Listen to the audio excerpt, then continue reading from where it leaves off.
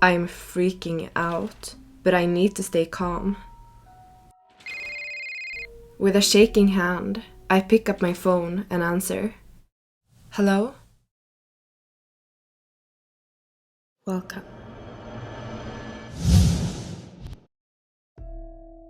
Hi. This afternoon, I was bored, so I went to the old library. After walking around there for hours, I found a section I've never seen before. It was the supernatural section, with books containing witchcraft and old rituals. I was very fascinated and picked up a book, and I brought it home. I'm sitting on the floor inside my room with a book in front of me. It's called The Ritual to Summon Satoru-kun. I start reading. If there's a question you need an answer to, Satoru-kun can help. According to the urban legend, Satoru-kun is a Japanese spirit who appears in the form of a young boy. He knows everything about the past, the present, and the future, and can answer any question he is asked. You have to perform a ritual to summon him. However, by contacting Satoru-kun, you are playing a dangerous game. To summon Satoru-kun, you need a mobile phone, some coins, and a payphone. I am very intrigued. My mom is downstairs, but she will soon go to bed. I quietly start packing my things inside a backpack, and I sit down on my bed, waiting for my mother to go to bed, so that she doesn't hear me leaving the house. It's been half an hour now. I stand up, go downstairs, and walk outside. I live very close to the city center, maybe a 10-minute walk. My dad, he passed away a year ago, and I have to get closure. And this is the reason why I'm doing this. Maybe this is the way. I see a payphone up ahead. I walk over to it. Okay, step 1. Insert the money in the payphone and dial your own phone number. I pick up a coin, insert it, and dial my number. Afterwards, I start step 2 by chanting, Satoru-kun, Satoru-kun, please come here. Satoru, Satoru, please show yourself. Satoru, Satoru, please answer if you are here. Now, step 3. I hang up and turn off my phone. Now I have to wait. Hopefully, I will receive a phone call from Satoru-kun within 24 hours. I walk home. The next day, I go on my day as normal. I eat breakfast, go to school, and at the end of the day, I go home.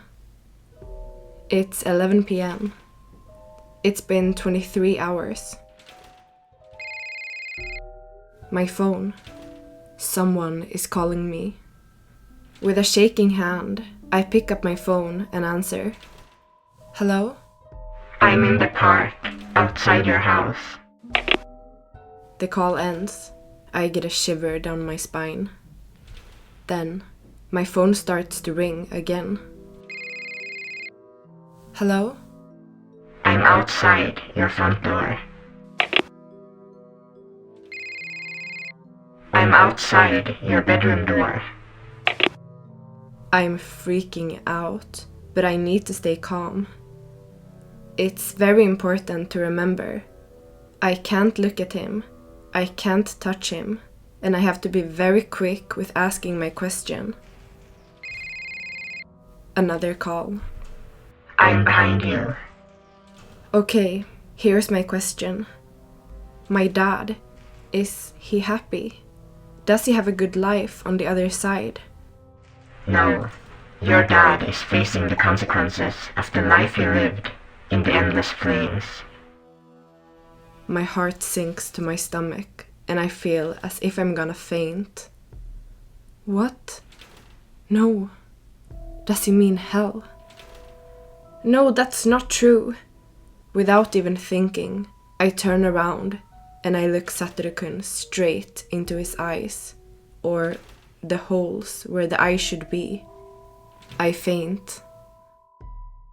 I wake up on top of my bed. I don't know what time it is. I sit up. Maybe it was just a dream.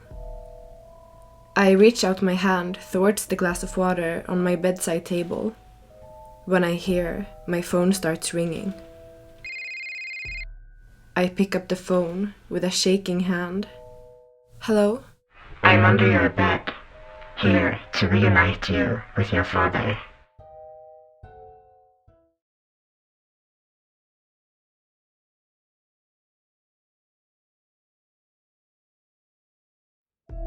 My grandmother disappeared a few days ago during mysterious circumstances. She has always lived in our house for as long as I can remember. She was a bit weird, and she wanted to be alone most of the time, but I learned one thing afterwards.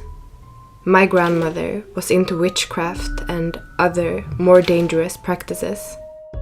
One late night, I couldn't sleep, and I went out of my room to get a glass of water. I walked past my grandmother's room, and I stopped. It hit me that I have actually never been inside her room. I carefully opened the door and stepped inside. The room was full of old boxes, books, and glass bottles containing things I didn't want to look at for too long. I continued further in the room, and on top of her desk laid an old piece of paper.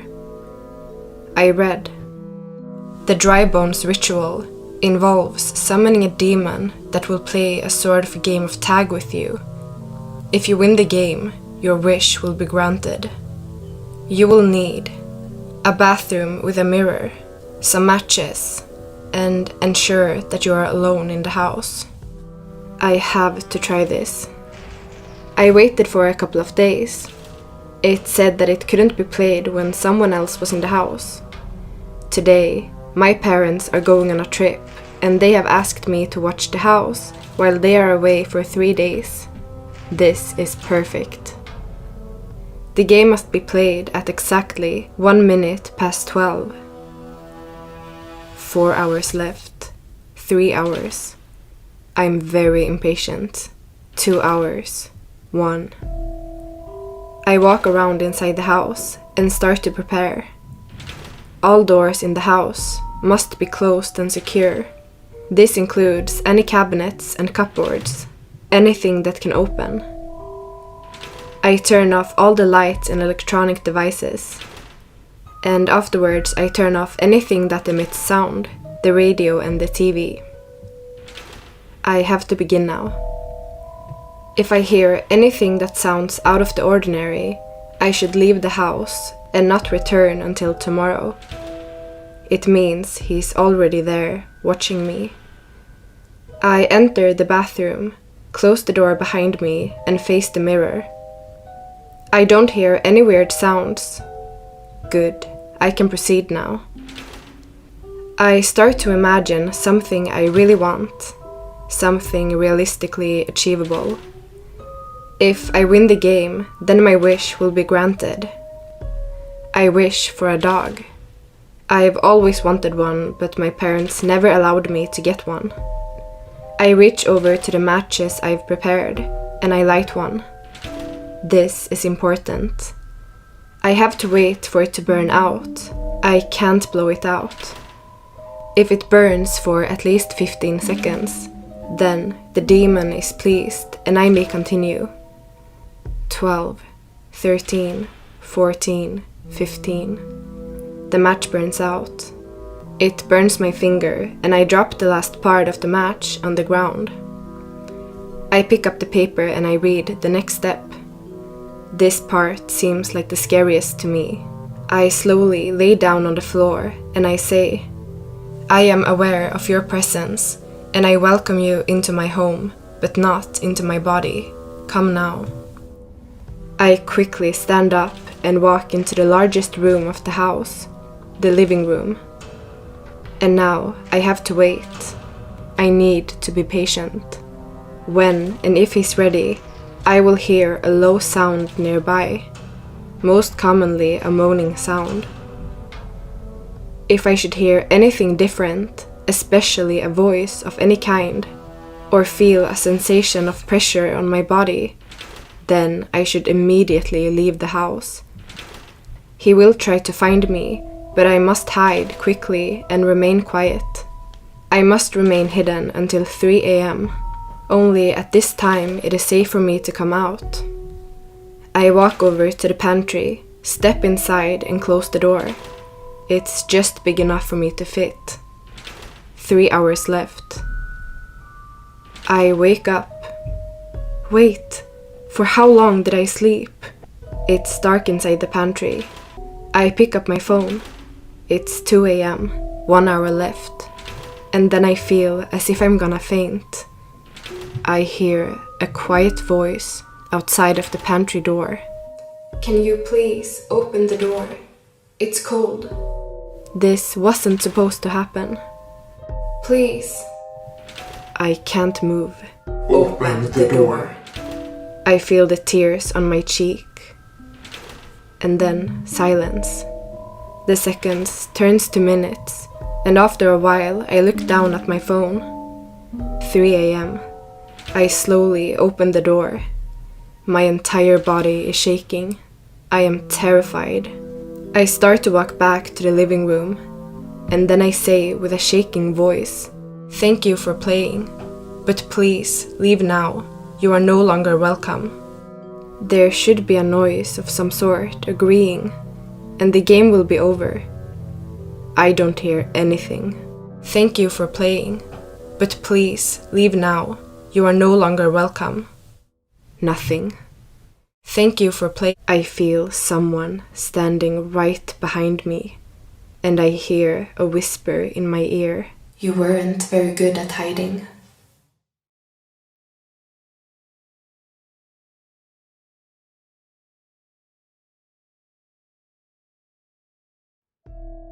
My boyfriend Felix and I are obsessed with horror movies and scary rituals.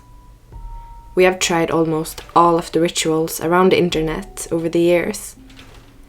We also have a blog where we share all of our experiences and tell others how to perform the rituals. Last night, Felix woke me up. He was very excited. It couldn't wait till the morning. He told me that he found a new ritual we hadn't tried before, the picture game. The game originated from the belief that cameras are capable of capturing someone's soul. We decided to try the ritual the following night. During the day, we prepared everything we would need for the ritual. It's now midnight. We have prepared everything we need. Rope, scissors, 2 mirrors, a camera, a drinking glass, wine, and a quiet room. I start to make the rope into a circle by tying the ends together in a knot.